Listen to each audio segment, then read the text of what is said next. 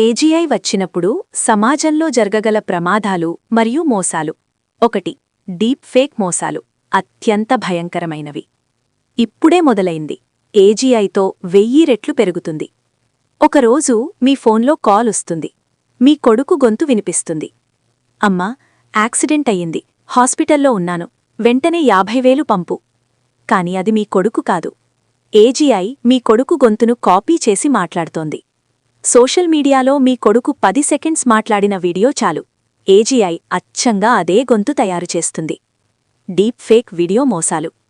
నేత నోట మాటలు. ఒక పొలిటికల్ లీడర్ అసలు అనని మాటలు అన్నట్టు వీడియో తయారు చేయడం.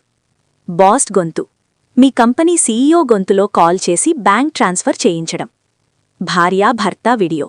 ఇంటిమేట్ ఫేక్ వీడియోస్ తయారుచేసి బ్లాక్మెయిల్ చేయడం. 2. ఫినాన్షియల్ మోసాలు కొత్త స్థాయిలో. ఏజీఐ పవర్డ్ ట్రేడింగ్ మోసం. ఏజీఐ మార్కెట్ని చదివి సెకండ్స్లో లక్షల కోట్లు తరలించగలదు. సాధారణ ఇన్వెస్టర్కి అర్థమయ్యేలోపే డబ్బు పోతుంది. Pump and dump. ఒక షేర్ని ఆర్టిఫిషియల్గా పెంచి అమ్మేసి పారిపోవడం. ఏజీఐ ఇది అతివేగంగా చేయగలదు. Fake investment schemes. ఏజీఐ తయారుచేసిన పర్ఫెక్ట్ ఫినాన్షియల్ అడ్వైజర్ మీకు నమ్మకంగా కనిపిస్తాడు. అతను రియల్ హ్యూమన్లా మాట్లాడతాడు, అనలైజ్ చేస్తాడు. కాని అతను మీ డబ్బు దొంగలించడానికే పంపబట్టాడు. లోన్ మోసాలు.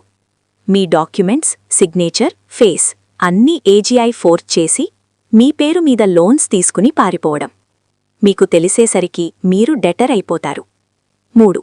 రాజకీయ మోసాలు ప్రజాస్వామ్యానికి ముప్పు. Elections manipulation.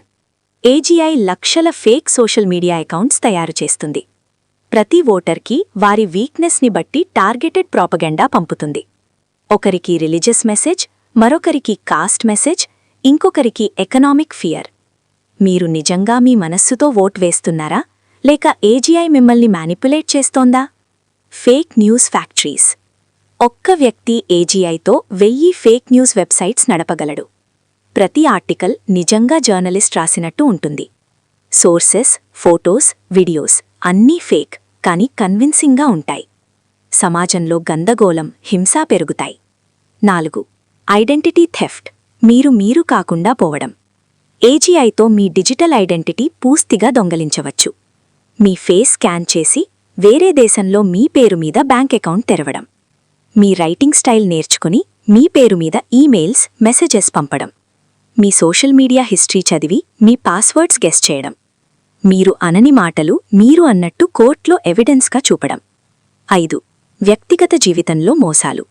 Fake relationships, emotional scam.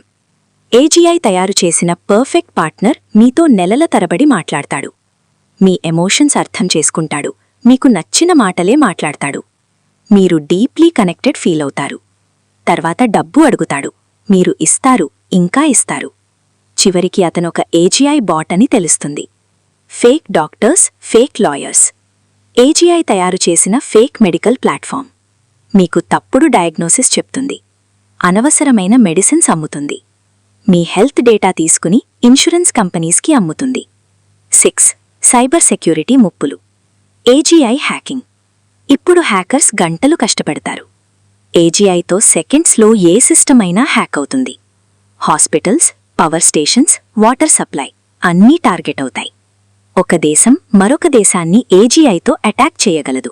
Bullet లేకుండా యుద్ధం. పర్సనల్ డేటా దొంగతనం. మీ ఫోన్లో ఉన్న అన్ని సమాచారం ఏజీఐ రీడ్ చేయగలదు. మీ హ్యాబిట్స్, ఫియర్స్, డిజైర్స్ అన్నీ తెలుసుకుని మిమ్మల్ని పర్ఫెక్ట్గా మ్యానిప్యులేట్ చేయగలదు. 7. ఆర్థిక అసమానత.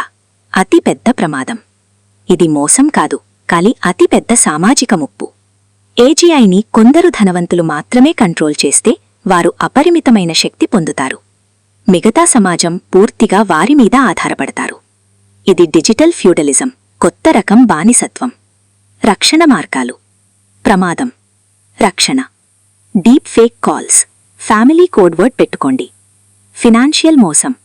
వెరిఫై చెయ్యకుండా పైసా పంపకండి. Fake news.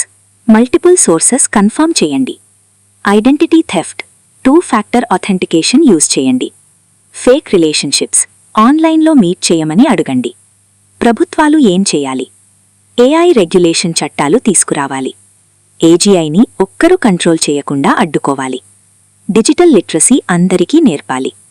ఏఐ తయారు చేసిన కంటెంట్కి వాటర్ మార్క్ తప్పనిసరి చేయాలి. చివరి మాట, ఏజీఐ అనే కత్తి వంట చేయడానికి వాడవచ్చు, హత్య చేయడానికి వాడవచ్చు. కత్తి తప్పు కాదు, దాన్ని పట్టుకున్న చెయ్యి తప్పు.